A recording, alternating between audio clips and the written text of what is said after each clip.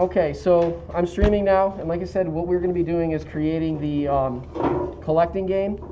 And once again, this is designed for you to follow along in class, but also follow along if you lose pace. So we're going to create a new project. This one is going to be a 16:9 project. Okay, so the first thing you want to do is create a new project and then give it a name. Collecting game is a good name for it. This, of course, you're going to save. So this is a 584 by 480 pixel size window that we're going to be doing, the viewport. It's going to be landscape, and we're just going to click create. So the first thing you want to do, though, if you notice, is the viewport and the window size is different. The viewport is this big white rectangle, or the window size, and the viewport is this dotted rectangle. We want them to match. Okay, so here's 854 by 480. We are going to just highlight this and hit copy.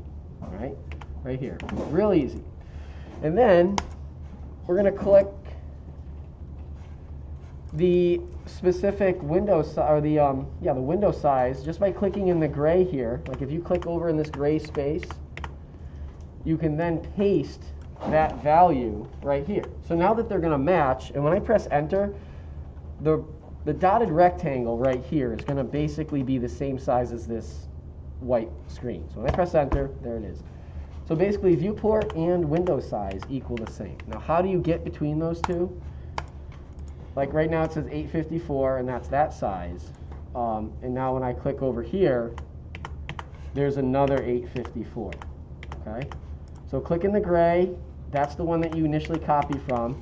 Then you're going to click on the name of your game over here, and then you're going to paste in the value here. Okay?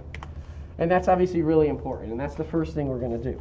Now, if you saw that I zoomed in and out like this, if you hold Control and scroll with your mouse, you can easily, conveniently scroll in and out of your viewport. Okay?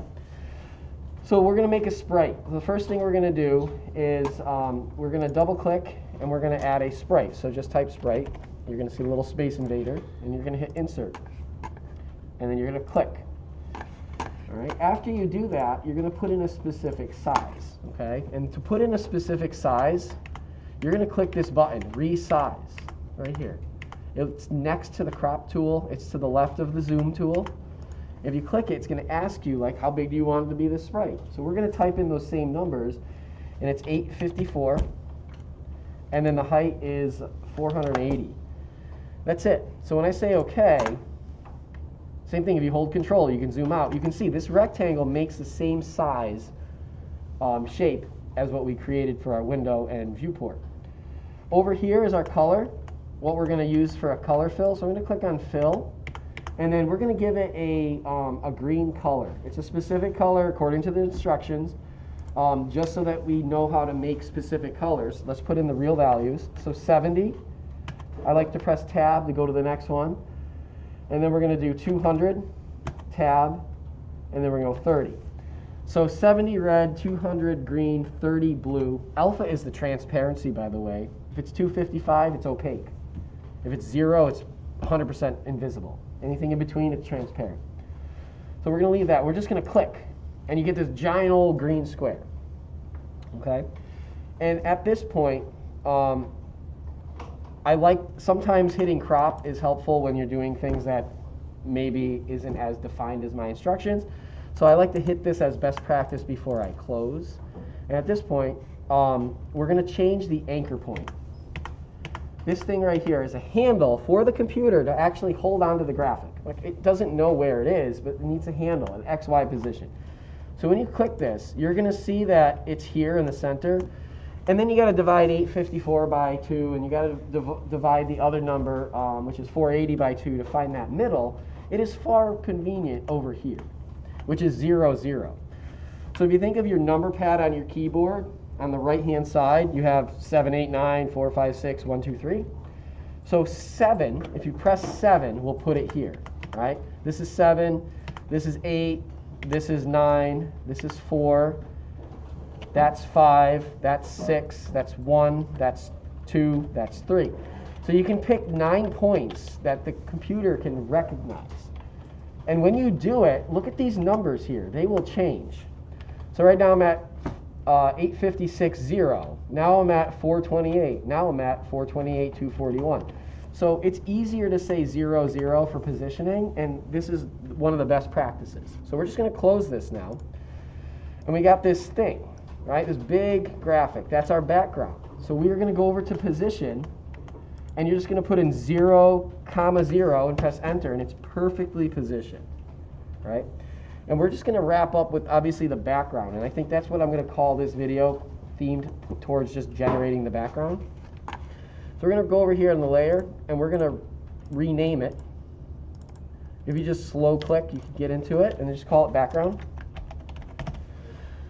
And at this point, we have the color green. We renamed this. We have to rename the sprite. We can't forget that. So right now, this is just a generic sprite. We need to control it. It's better to program it if it had a name.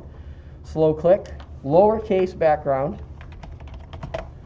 All right, so we have a background sprite. We have a background layer, okay? And then let's lock the layer so we don't knock this thing out of position if I click and drag it, right? I can't move it anymore. But if I do this, now I'm all messed up, right? So lock it, and at this point we have a background layer with a background sprite. We have the name of the game, which is called Collecting Game here.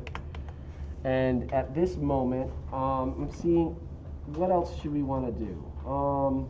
Let's add a new layer called Player Layer for now.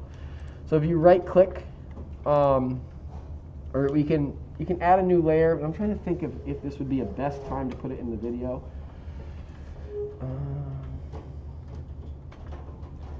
I'm debating. I guess so. So let's just right click on the layer itself and hit insert layer above, right? Because the background should be the bottom layer, right? It should be on the bottom, right? It's always on the bottom or on the back. So back and bottom are synonymous.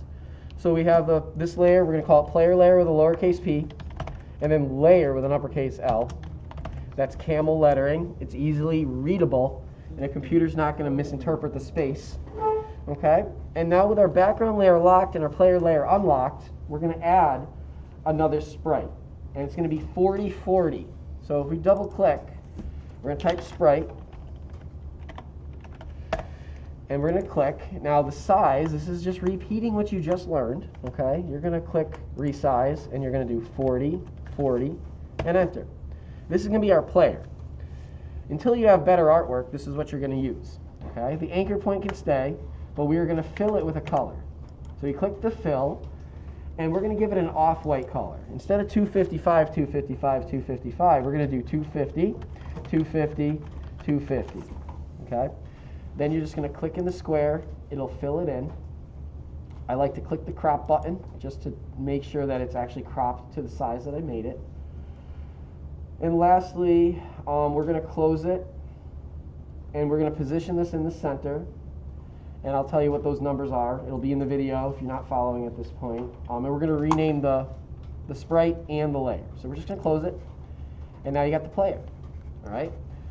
So we have player layer already labeled. We have this anonymous sprite that needs a name. Please don't forget to rename your sprites when you make your games. Otherwise, it's going to be impossible to program correctly over here. So we're going to just slow click here, lowercase player. All right, so we have the player sprite. We have the player layer, right? And I can turn this on and off, and you can see it go away. So I know it's on the right layer. I know this is on the right layer. Okay, and we're going to position it in the center. So let's unlock it, click it, and then the position, I'm just going to give you the number. Okay, it's 427, comma, 240. Press enter, and that's the middle, right? That's the half measurements, right, or the half values of this. 854, 480. Right here is the middle, and that is 427, 240. Okay.